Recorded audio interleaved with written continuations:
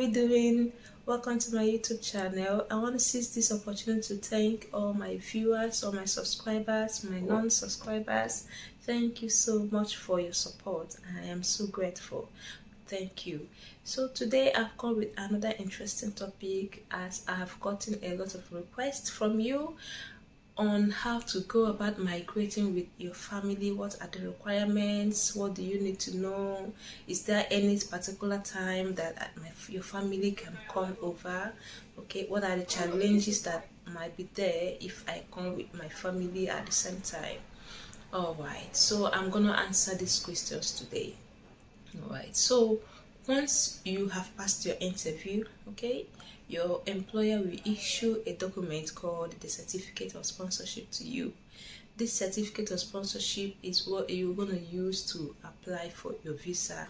That is what the visa issuing office will see, and they will know that you have a sponsor who is going to take care of your accommodation, is going to take care of your financial requirements, all have you. Okay, so most of the employers are kind enough to include your maintenance in that certificate of sponsorship, and that means that they have also included your family, your immediate family, your dependents, that is your wife, your husband, and your child, into this package. Okay, but that does not mean that they're going to pay for your visa, your family visa fees, or your family visa flight, your family flight fees, or to provide accommodation for your family. No, what that means is that your family, each and every member of your family, does not need to show any proof of their financial status, because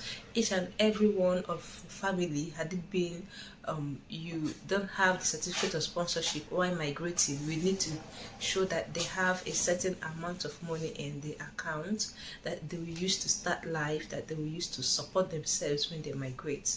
So employers are so kind these days to include in the certificate of sponsorship that they're going to take care of your maintenance. Okay, so that means that your family don't need to run around looking for how to raise money to deposit in the account so that their visa can be granted. Okay, that's the first good news. But not all employers does that. Okay, so if your employer have not included that in your certificate of sponsorship, there's no need to worry or cry. What that means is that your family members, if they are not willing to wait for you to come over and afterwards join you, will need to prove that they have certain required amount of money in their accounts, and they have a comfortable accommodation where they are going to stay when they come over. Okay, meanwhile, your employer will put in the certificate of sponsorship that they are going to accommodate you. They will usually accommodate you for a period of time, usually between 6 weeks to maximum of 12 weeks. Okay, and this accommodation is only for one person. It's a single accommodation, and they will not allow you to bring your family into a single accommodation, because over here they have rules regarding house occupancy. Okay, so if you are financially buoyant enough, you can lodge in the hotel, which is so expensive. A hotel fee over here for a month ranges between £500 to and above, and that's a huge amount of money, and you are going to stay there for at least 2 months so that you can be able to get a more comfortable apartment to rent. Okay, so it's not easy migrating as a family at the same time. They should join you to do the tuberculosis test. Your husband should also do the police clearance certificate. Okay, make sure that they have everything in place. If you have a family who is comfortable enough and is willing to accommodate you, then that is another good sign for you. Then it means you can come over with your family at the same time. But remember that you need to consider the location, because most times your family member or your friend might not be in the same location where you are going to, so it's not going to be easy for you to move from that area where they're staying to your workplace. So it's a very difficult decision to make regarding migrating with your family. Okay, so aside the cost, because your employer might sponsor only you, pay for your visa and flights, not all of them will do that for you. Okay, so it means that you have to pay for your visa and your flights, and also as well as that of your family members, and that's capital intensive.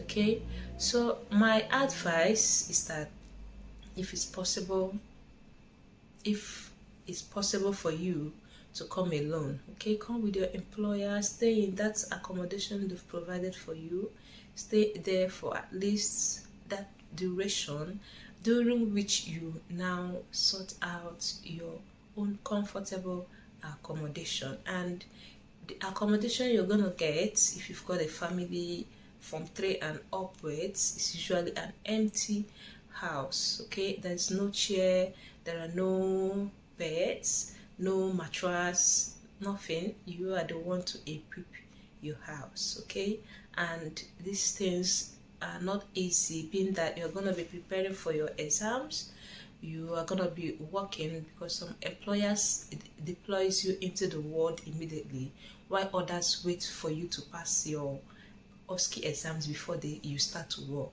Okay, so it's not easy. I'm telling you that it's not easy because I've been there.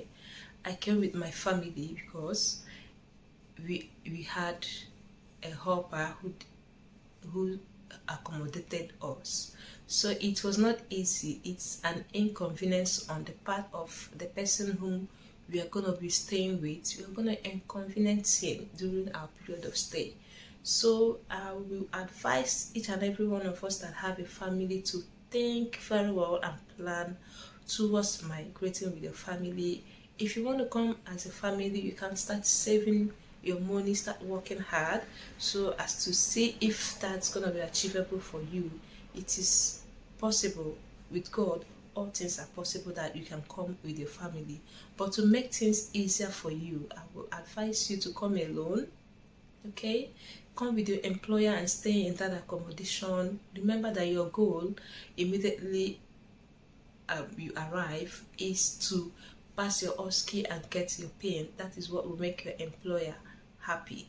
Your ability to pass that OSCE exam and get your PIN is gonna excite your employer. Okay, so you need maximum concentration. Although when we have our families apart, we are so concerned, we tend to lose concentration because we don't know how they're faring. Even is worse with the situation of the country, when you don't know what is going to happen in the next minute to your family member. So it's usually a kind of distraction and a worrying time for most of us, but it's for good. Okay, because you are doing that so that you can make them as comfortable as possible. Just imagine when you come together all with your family at the same time, how are you gonna cope? How are you gonna cope with everything?